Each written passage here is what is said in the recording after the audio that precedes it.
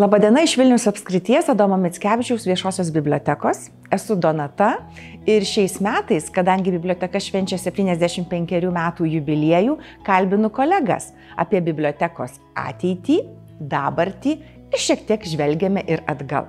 Šiandien kalbinsiu Vilniaus apskrities Adomo Mickevičiaus viešosios bibliotekos regiono bibliotekų metodikos ir vadybos skyriaus vadovę Žydrūną Tichanavičienę. Labadiena, Žydrūne. Labadiena. Jūsų pareigų pavadinimas tai išties nelengvas, ar ne? Tikrai taip.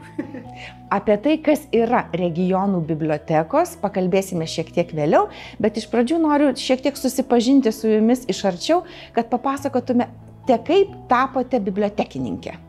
Iš tikrųjų, sakyčiau, atsitiktinumo dėka, nes jeigu taip kalbant truputėlį grįžtant į praeitį, tai kuomet baiginėjau mokyklą, mano vizija buvo, kad stosiu į anglų filologiją, bet viskas taip susidėliojo, kad laikydama egzaminus, kuriuos ruošiausi visus sąžiningai, pritrūkau balų ir kas keisčiausia, tai lietuvių kalbos balų pritrūkau, bet užtat kiti egzaminai lėmė aukštus pažymius, aukštus įvertinimus ir atvėrė kelią į komunikacijos fakultetą, kuris buvo mano pasirinkimas numeris 2, o komunikacijos fakultetas kaip tik tuo metu siūlė įvairias specialybės, tai ir bibliotekininkystė, archyvistika, informacijos vadyba ir kitas. Ir iš tikrųjų žinau tikrai, kad kažkur į šitą kažkurią noriu stoti specialybę, bet bibliotekininkystė turbūt buvo tas toks, žmogiška kalba labiausiai suprantamas ir labiausiai artimas man dalykas ir aš užrašiau jam ant numerių ir tiesiog gavosi taip, kad aš ir įstojau. Ir tiesą sakant, įstojus baigiau šitą specialybę, šitą programą ir taip jau gavosi, kad pradėjau dirbti bibliotekoje ir štai čia aš esu. Ir kaip vertinat iš šios dienos perspektyvos? Ar geras buvo tas antrasis pasirinkimas? Tiesą sakant, niekarto nesudvėjojau, niekarto nesigailėjau dėl to, kad net ir pas tas pirmas kursas, vadinkim, ta pati pažintis su šita profesija, su šita institucija, galbūt kėlė tokių dviprasmiškų, stereotipinių tam tikrų momentų, bet pačios studijos, kadangi pati programa buvo labai kokybiška, labai naudinga, labai vertinga, tai tikrai 4 metai pralėkė ir tas toksai, kėlė kartelę pačiai savo, kad tikrai galiu čia save realizuoti ir tikrai galiu būti bibliotekininkė. Ar yra kažkas likę iš universiteto laikų, ką prisimenat iki šiol? Ar kažkokia pamoka? Ar sutiktas dėstytojas? Tiesą sakant, dėstytojų tai tikrai yra išlikę atminty, yra išlikę ir tokių, vadinkim, kertinių momentų, pasakykim, pačiam pirmam kurse, kuomet buvo tas studijų įvadas ir mes visa ta mūsų grupė, mūsų buvo apie 40 studentų, visi ėjom po bibliotekas Vilniaus mieste ir tada supratai, kad iki šiol tu biblioteką taip ir žinojai kaip lankytojas, o mums atvėrė ir fondus, ir saugyklas, ir erdves visas, ir net šioje bibliotekoje turėjome ekskursiją ir iš esmės visiškai kitaip pamatėm, kaip tos bibliotekos atrodo. Grįžtant prie dėstytojų, tikrai noriu prisiminti Vitą Mozuraitę, kuri buvo komunikacinių įgūdžių mūsų dėstytoja. Tai buvo neeilinis žmogus ir iš tikrųjų mus taip nuo pat pradžių taip viščiukus surinkus, tiek geros mums tos praktinės naudos davė ir mus taip paruošė, vadinkim, kad tikrai jos paskaitos, jos patarimai, jos užduotis, kurias mes atlikinėjom, liko iki šiol, kartais net prisimenu ir taip galvoju, kaip gerai, kad aš esu baigus pas ją kursą šį. Aišku, labai vertingos buvo praktinės tos paskaitos apie knygos istoriją, apie bibliografinius, sakykim, dalykus. Ir tikrai, Domas Kaunas, kuris, mums tai buvo pradžiai šokas apskritai, kad tai yra, neeilinis dėstytojas ir neeilinis kuo, kad pas jį egzaminą laikėm žodžiu.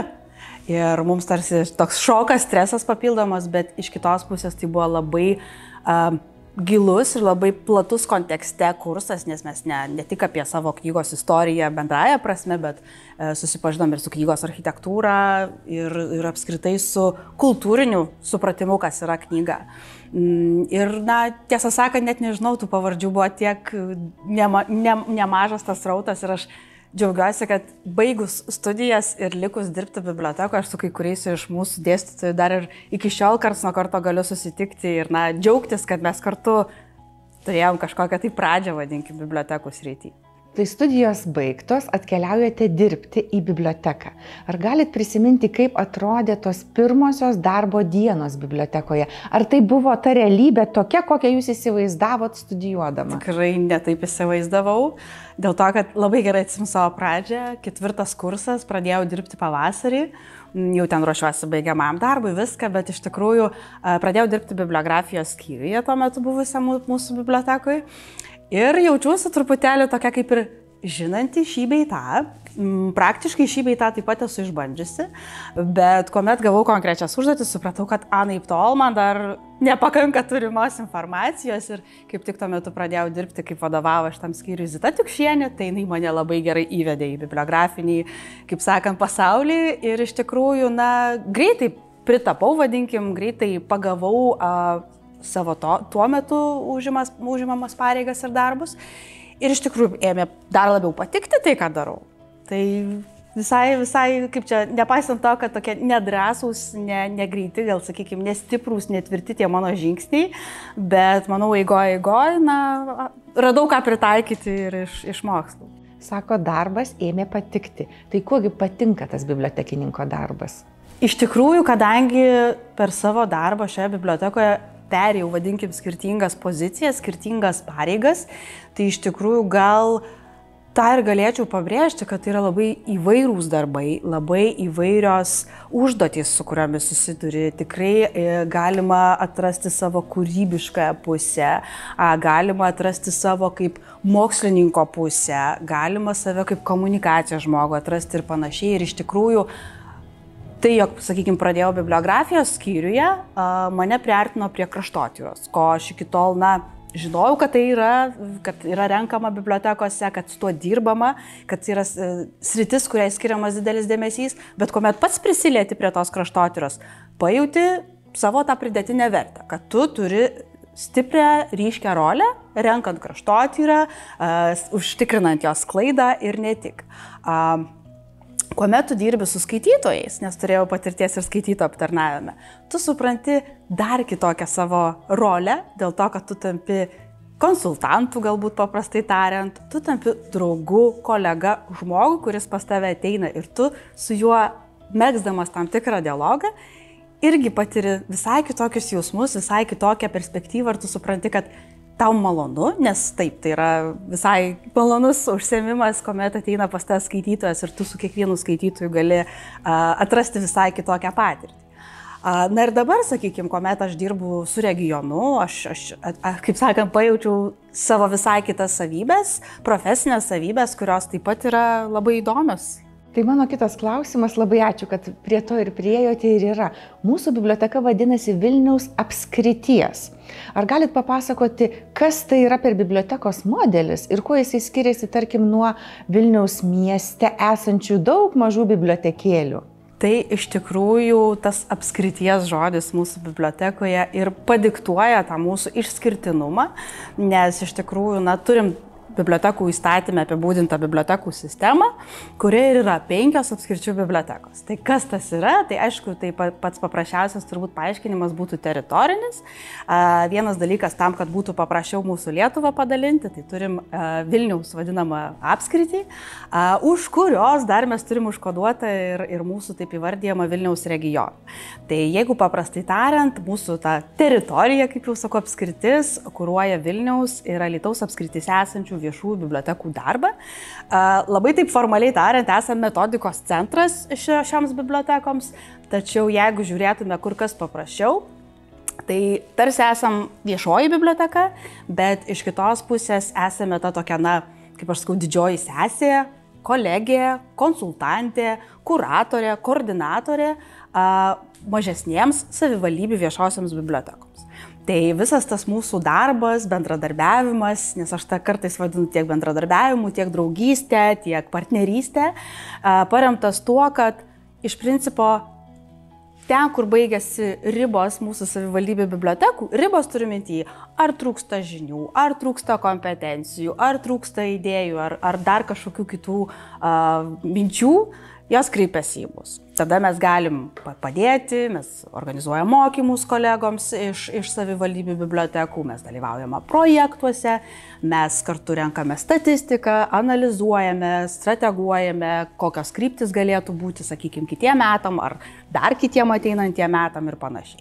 Kartu su savo savivaldybių bibliotekom ir mūsų regione, ir kitos apskričių bibliotekos savo regionuose įgyvendiname ir taip pat daugybę nacionalinių programų. Tai šiuo atveju, šiuo metu programas, kurias mes įgyvendiname, yra medijų informacinio raštingumo kompetencijų ugdymo programa, turime tarp bibliotekinio abonemento plėtros projektą ir taip pat kiti projektai. O gal galite prisiminti kažkokį, nežinau, jums pačiai geriausią, gražiausią darbą, kurį nuveikėme kartu su savivaldybių regiono bibliotekomis, kurį galėtumėt pateikti kaip pavyzdį to gerosios patirties? Gal aš pasidalinsiu ne pačiu geriausiu ar kažkokiu eusiu, bet tiesiog pačiu naujausiu, vadinkim, tokiu projektu ir bendra veikla. Tai yra tarptautinė veikla, tai yra, kad į tarptautinės veiklas, šiuo atveju mes turim Erasmuso akreditacijos projektą, tai aš labai džiaugiuosi, kad kartu su regiono savivaldybių bibliotekomis mes drauge įsiliejome šį projektą. Šis projektas mums visiems yra labai svarbus dėl to, kad jisai leidžia mums tobulinti mūsų visų kompetencijas profesinės ir aš labai džiaugiuosi, kad mūsų visos savivaldybių bibliotekos įsitraukė į šį projektą ir jau turėjome 3 išvykas ir visų mūsų 13 regiono savivaldybių bibliotekų darbuotojai ir mūsų bibliotekos darbuotojai drauge įsitraukėme į šias veiklas.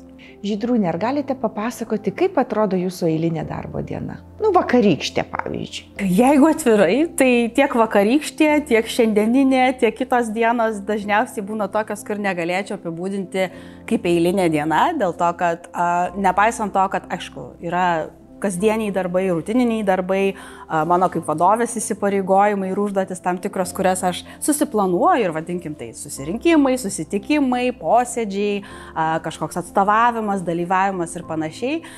Tačiau kartu, kaip sakau, yra neprognozuojamų dalykų. Tikrai kartais atsitinka taip, kad reikia į regioną išvažiuoti, galbūt priimti regiono vadovus, kolegas.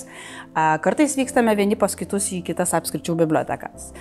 Kartais nutinka taip, kad turim visuomeninių įvairių veiklų su kolektyvu ir ar išeiname atstovauti, ar dalyvauti ir taip toliau. Kad ir šiandieninis mūsų filmavimas irgi yra mano dienos dalis ir mano darbotvarkė atrodo šiandien tikrai kitaip. Rytoj, pavyzdžiui, darbotvarkė atrodo labai, taip kaip sakau, rutiniškai. Susitikimą turiu su kolegomis aptarimą ir panašiai. Tai iš tikrųjų, gal čia vėlgi grįžtant prie to, kuo žavi darbas bibliotekoje, kad tu net ir nesvarbu, ar tu vadovas, ar dirbi aptarnavimo skyriuje, ar dirbi su ištekliais, ne visada žinai ir negali kaip čia tikėtis, kad tavo diena bus tokia pati kaip vakar. Ir aš visą laiką juokiuosi, kad mes kažkada turėdavom sezonus, kaip ir mokyklose ar universitetuose, taip ir bibliotekose mes turėdavom sezonus. Aukštuosius, žemuosius, pakilimai, nukritimai ir taip toliau. Tai iš tikrųjų šito aš jau pastaruosius kokius 2-3 metus nebepastebiu. Ir iš tikrųjų ar vasarą aš dirbu, ar aš rudenį dirbu, darbai, kaip sakau, tikrai yra ne tik rutininiai, bet yra daugybė tokių, kur ateini ir nežinai, kas tavęs laukia. Šie metai mūsų bibliotekai apskritai yra išskirtiniai šią vasarą, nes buvo suskaičiuota Liepos mėnesio statistika, kad palyginus su praėjusiu metu Liepos mėnesiu, per šį mėnesį bibliotekoje buvo 1000 daugiau apsilankymų. Neįtikėtina. Atrodo, vasara asocijuojasi su tuo, kad žmonės kažkur prie ežerų guli, bet pasirodo, jie eina į biblioteką ir vis labiau ir labiau. Kaip paaiškintumėte tokį fenomeną? Aš tiesą sakant, nežinau, aš ir vienaip galvoju, ir kitaip galvoju, ir iš tikrųjų skaito žmonės. Žmonės skaito, aš džiaugiuosi, kad ima žmonės prioritetu laikyti tai, jog aš galiu ateiti į biblioteką ir skolintis knygas, negu kad pirkčiau tas knygas. Dėl to, kad aš ir savo aplinkoje turiu žmonių, kurie pirkdavo seniau, statydavosi asmeninės bibliotekas, įsigyja vienus ar kitus leidinius, o pastaruoju metu sako, nebeperku, viskas. Aš einu į biblioteką, užsiregistravau savo miesto, miestelio, kaimelio biblioteką, dėl to, kad man nebereikia tų knygų turėti kaip savo asmeninių, aš žinau, kad aš geriau pasiskolinsiu, kad tą knygą kažkas kitas skaitė, nes tikrai irgi turiu aplinkoje žmonių, kurie sako, tai aš mačiau šitą prie gražintų, aš ją ir paėmiau dėl to, kad kažkas kitas skaitė. Tai iš tikrųjų aš manau, kad žmonės skaito, ta tokia, grįžimo į bibliotekas tendencija yra, manau, labai gera ir manau, mums čia, kaip čia ženklas, kad ir mes galim iš tuo pasinaudoti, tuo džiaugtis, dėl to, kad mūsų fondas irgi vis, kaip sakant, gerėja, kokybiškėja, nes tikrai turim pasiūlą labai gerą. Tai aš tai iš tos pusės, negaliu atsakyti iki galo galbūt šitą klausimą, tos priežasties ieškant, bet aš tik noriu pasidžiaugti. O Žydrūnė, kaip yra kitur? Klausiu todėl, kad jūs tikrai labai daug keliaujate po įvairias bibliotekas ir Lietuvoje, ir Europoje, o šiais metais dalyvavote kartu su grupe bibliotekininkų, atstovavote mūsų bibliotekai Jungtinėse Amerikos valstijose vykusioje darbo stažuotėje. Ką parsivežėte iš tos kelionės, nes tikrai tai tokia jau tolima mums valstybė? Taip, iš tikrųjų tolima valstybė. Turėjom neeilinę patirtį dėl to, kad turėjom patirtį būtent iš Lietuvos vyko viena grupė, tai būtent bibliotekų atstovai. Ir iš tikrųjų tai buvo labai kryptingai paruošta, tokia tikslingai turinio ir vietų prasme programa. Ir iš tikrųjų mes patyrėm ir pamatėm labai skirtingas bibliotekas. Mes buvom ir Kongreso bibliotekoje, mes buvom miesto viešojoje bibliotekoje, buvom padaliniuose. Ir iš tikrųjų, to tokio vieno rodiklio, kur sakyčiau, kad visiškai kitaip kažkas vyktų, aš tikriausiai net ir neįvardinčiau, kas yra, man atrodo, gerai, nes aš visą laiką irgi vertinu iš tos pusės, kad jeigu yra taip kaip pas mus arba labai panašu, reiškia, mes abipusiai esam tam geram kely. Aišku, bet kokiu atveju, kaip ir pati Amerika, kaip ir jos dydis, žmonių įvairovė, bendruomenių skirtingų įvairovė, taip ir bibliotekose tikrai pasijautė tas mastas, vadinkim, nes, Kongreso biblioteka tai savaime aišku, kad tai yra labai masyvu, labai ekspresyvu vietomis ir tai yra, labai specifinio tipo biblioteka, bet lyginant miestų bibliotekas, nes mes lankėmės Denverio bibliotekoje, mes lankėmės Vašingtono miesto bibliotekoje, mes lankėmės Kalamazų bibliotekoje, jos jau truputį kitokios.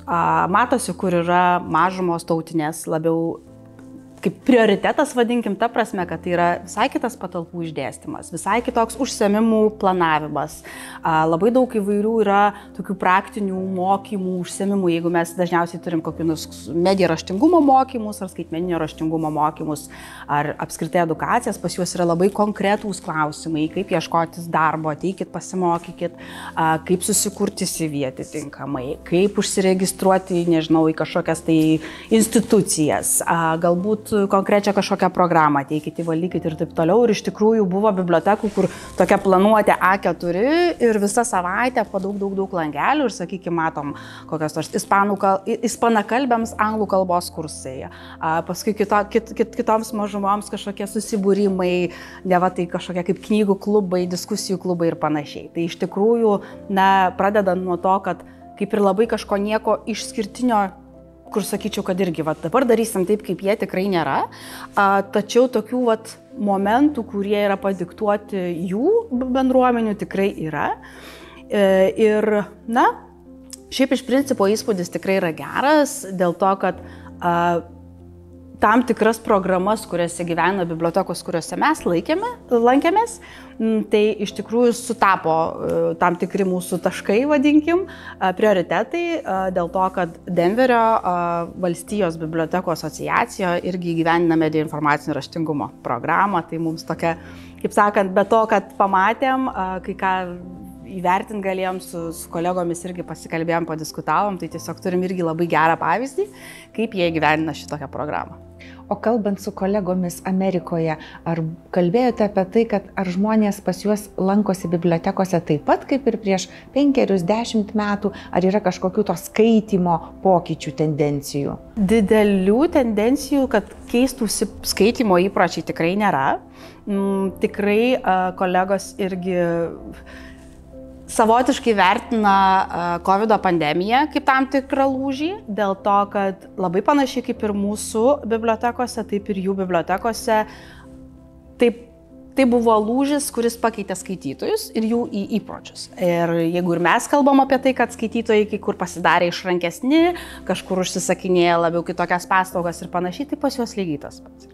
Ir jie iš principo didelių pokyčių statistikoje ar turinio prasme, ar lankytojų prasme neižvelgia, bet praėjus COVID visai pandemijai, jie įvertina, kad tai yra irgi lūžis pastaruoju metu, sakykime, kuris ryškesnis. Dar noriu paklausti apie Skandinavijos bibliotekas, kuriuose taip pat esate lankiusis.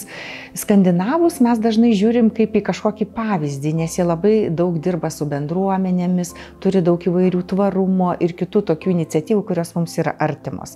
Kaip jūs vertinate tą Skandinavų bibliotekų tinklą ir gal mes jau visko pasimokę esame iš jų, ar dar galėtumėm kažko tai pasisemti? Būtų labai gerai tą vieną momentą, jeigu mes dar lengviau pritaikytume pas mus, tai yra ta visa jų filosofija, kaip sakau, tą gyvenimo būdą. Dėl to, kad bibliotekose, mūsų bibliotekose Lietuvoje, aš tikrai pastebiu, kad mes einam pagal mūsų tą vadinamą skandinavų pavyzdį ir tą teoriją, kad biblioteka kaip trečia vieta, kur žmogus gali ateiti paskaityti, praleisti laiką, pasimokyti, jeigu jam reikia ir panašiai. Ir iš tikrųjų džiaugiuosi, kad ne tik mūsų biblioteka, bet ir daugelis kitų bibliotekų čia Lietuvoje mes jau turime tokią erdvę, kur žmonėms gera tiesiog ateiti, gera mokytis, gera rašyti kažkokius darbus ir panašiai.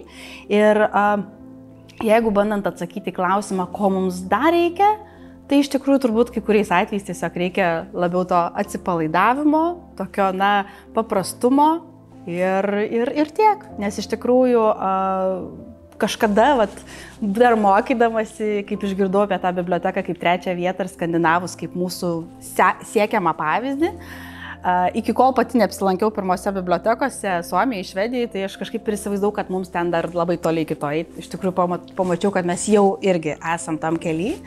Tiesiog, kai sakau, truputėlį kai kur reikia gal dar apie savo tą bendruomenę, nes iš tikrųjų gal bendruomenių telkimo daugiau reikėtų, bet kita vertus turim, ypatingai mažesnėse mūsų savivaldybių bibliotekose tikrai to netrūksta, bendruomenės labai aktyviai bibliotekų veiklose dalyvauja, turim labai daug skirtingų ir užsiėmimų, ir edukacijų, ir ne tik, tai gal nebent jų daugiau, bet vargu, nežinau.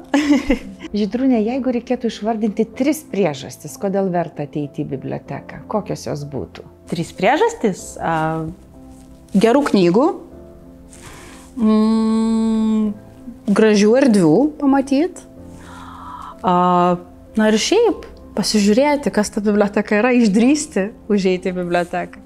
Nes juokas juokais, tai iš tikrųjų klausimas gali būti tiek mūsų bibliotekai, galėčiau konkretizuoti, bet tikrai bet kurią miesto biblioteką tikrai verta užeiti ir jeigu žmogus, sakykime, dvejoja, abejoja ir pamato iškabą, kad yra biblioteka, tiesiog užeiti. Tiesiog užeiti. Gal ne visi žmonės mėgsta skaityti knygas ir tapatina biblioteką tik tai su knygomis ir skaitimu. Bet iš tikrųjų paskutiniųjų dešimtmečių bibliotekos tai yra tokios erdvės, kur tu gali rasti robotukų, 3D spausdintuvų, virtualios realybės įrenginių, edukacijų ir taip toliau. Kaip Žydrūnė jūs pati vertinate tokį skaitmenos, to šiuolaikinių technologijų įsigalėjimą bibliotekose? Nes mūsų biblioteka turi knygomatą, kur gali pasimti knygą naktį, turi knygų grąžinimo dėžę, kur irgi gali ateiti po darbo valandų įmesti. Žodžiu, tos technologijos kažkaip lyg ir atliepia žmonių poreikius. Taip, iš tikrųjų atliepia poreikius ir aš manau, kad, jeigu kalbėti apskritai apie biblioteką šitam tokiam perversme technologiniam ir ne tik, tai aš manau, kad viena vertus gerai, kad mes turim savo tą stuburą, tai yra knygos ir skaitimas ir mes negalim nuo jo nutolti, bet puikiai suprantam, kad keičiasi tie mūsų skaitytojai, keičiasi lankytojai, kiekvieną kartą turi savo kažkokius prioritetus, savo visai kitus pomėgius ir ne tik. Ir aš tai manau, kad visiškai gerai, kad bibliotekoje po tuo pačiu stogu, kur yra ir knygos ir skatinam skaityti, mes turime ir kitas veiklas, kitus užsiėmimus, kitokio pobūdžio užsiėmimus. Dėl to, kad vis tiek drauge visą tai sudėjus, biblioteka tarnauja savo bendruomenį. Mes galim tą bendruomenę pakviesti, ne tik užeiti, bet ir atrasti kažkokią tai patinkančią veiklą. O koks yra jūsų asmeninis santykis su knygomis? Ar mėgstat skaityti? Taip, skaityti labai mėgstu. O kokias knygas? Jeigu paprastai tariant, tai esu turbūt toksai tradicinis lietuvių skaitytojas, tai yra skaitau naujas knygas, lietuvių rašytojų dažnai netgi. Stoviu ilgoje eilėje, kaip ir kiti skaitytojai, naujausiose, populiariausiose mūsų visų skaitomose knygų sąrašuose.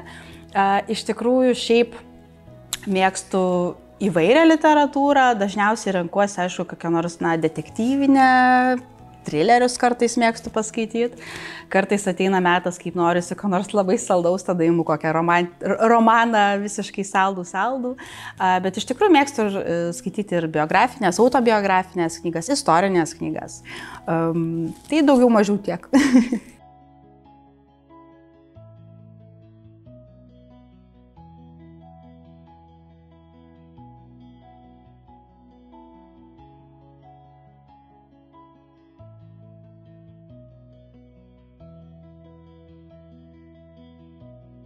Tiesą sakant, paslapčių jokių ne, bet prisipažinsiu, profesinis toksai momentas išlindo, kai prasidėjo apskritai pažintis su knygomis ir su skaitimu ir kaip dar darželinai pradėjo pirmus tos sakinius jau jungti žodelius į sakinius, o paskui parengiamojo klasė ir praeitais metais jinai baigė 1 klasę, tai žodžiu toks buvo toks momentas, kuomet aš džiaugiuosi, kad jinai atranda knygą kaip tam tikrą šaltinį, kur jinai ten kažką atras, perskaitys ir panašiai.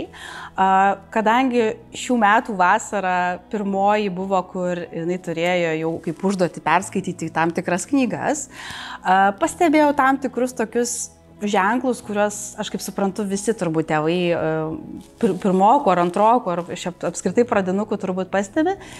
Ne visada lengva tą vaiką, kaip sakant, negaliu net sakyti žodžio priversti, nes mes negalim jo priversti skaityti.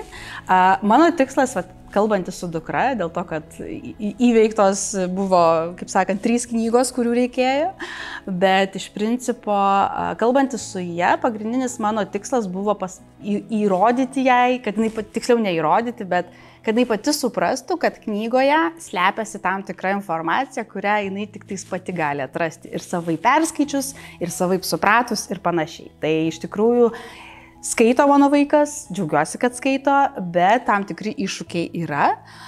Manau, kad aišku padiktuoja tai ir pačios knygos pasirinkimas, nes jeigu vaikas pats renkasi knygas, ką jinai kartais ir pati daro, nuėjusi į biblioteką mūsų vaikų, jinai pati renkasi knygas. Tas, kurias jinai knygas pasirenka pati, jos dažniausiai mažesnės apimties, trumpesnės apimties, paprastesnės istorijos, jinai jas perskaito savo norų tikrai lengviau negu tas, kurias reikia programą. Mes su jumis kalbamės ypatinga proga. Bibliotekai 75 metai.